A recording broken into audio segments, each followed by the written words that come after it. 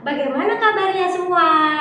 Mudah-mudahan dalam keadaan sehat, baik, serta dalam lindungan Allah Subhanahu wa Ta'ala. Amin.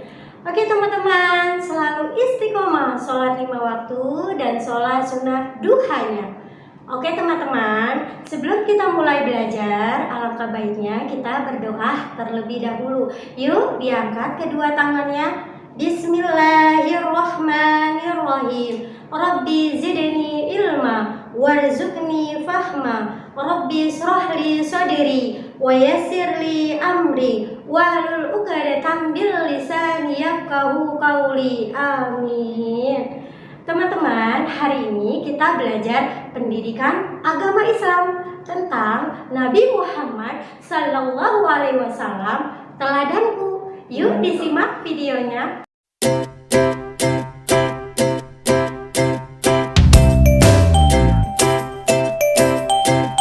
Bab 1.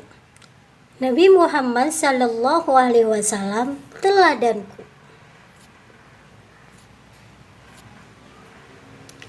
Ada yang tahu siapa itu Nabi Muhammad Sallallahu Alaihi Wasallam? Ya benar, Nabi Muhammad Sallallahu Alaihi Wasallam adalah Nabi kita, Nabi umat Islam.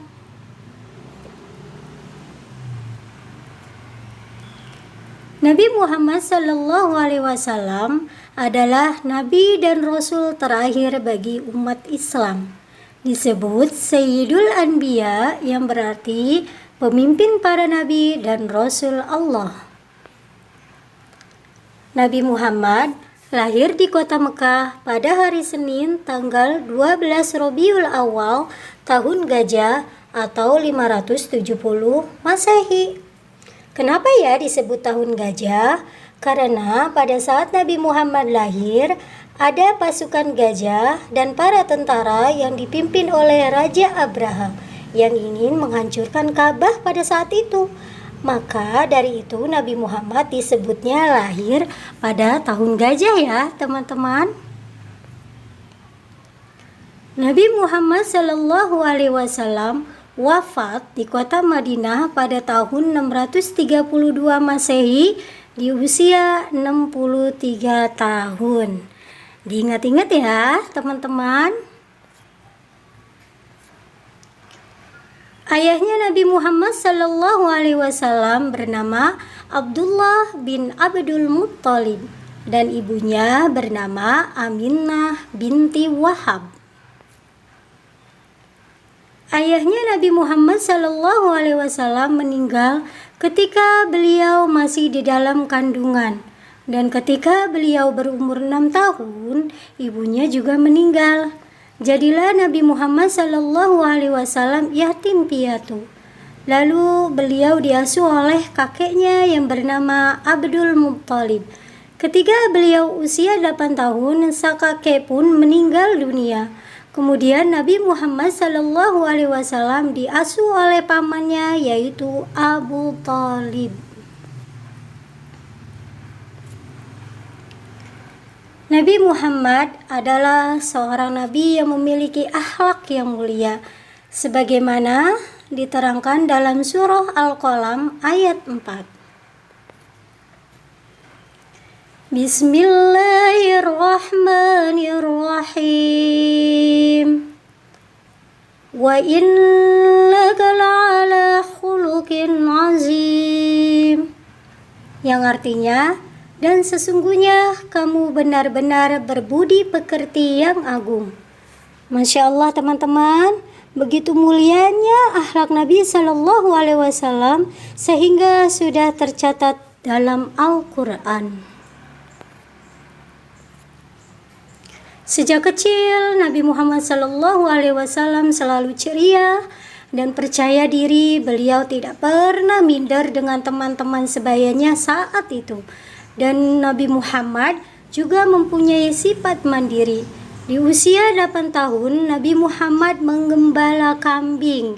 Karena kejujurannya, banyak penduduk Mekah yang menitipkan kambingnya kepada Nabi Muhammad untuk digembalakan. Dan upahnya beliau gunakan untuk mencukupi kebutuhannya.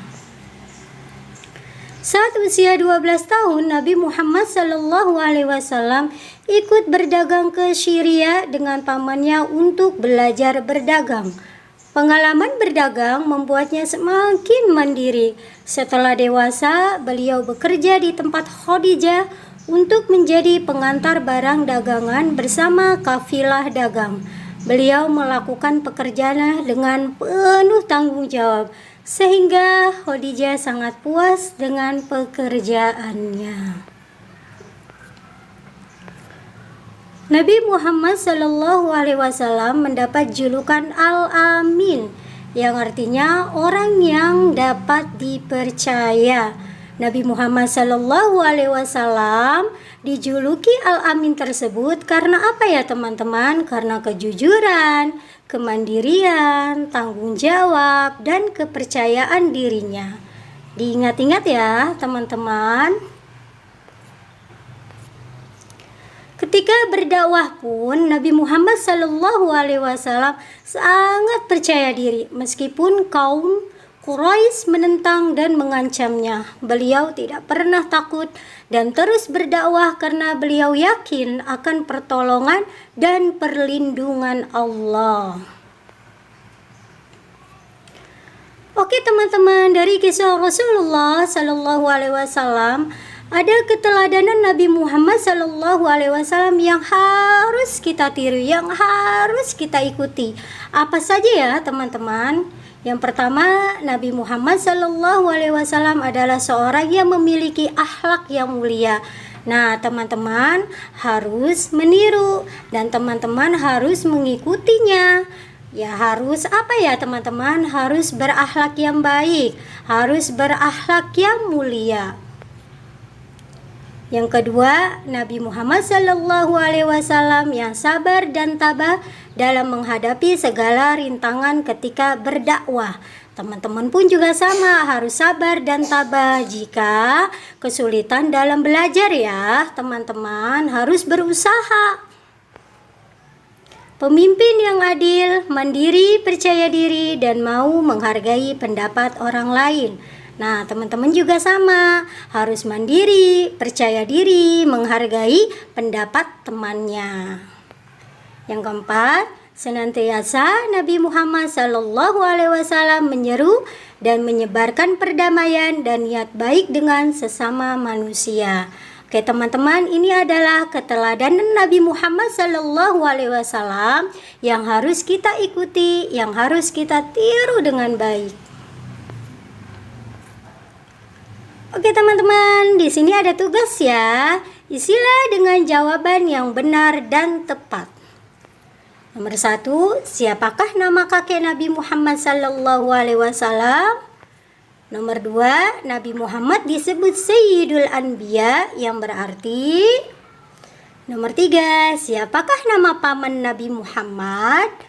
Nomor 4, tuliskan 2 keteladanan Nabi Muhammad SAW yang harus kita tiru, yang harus kita ikuti. Oke teman-teman, jangan lupa ya, soalnya juga ditulis. Jika sudah selesai, dikirim ke guru kelasnya masing-masing. Assalamualaikum warahmatullahi wabarakatuh.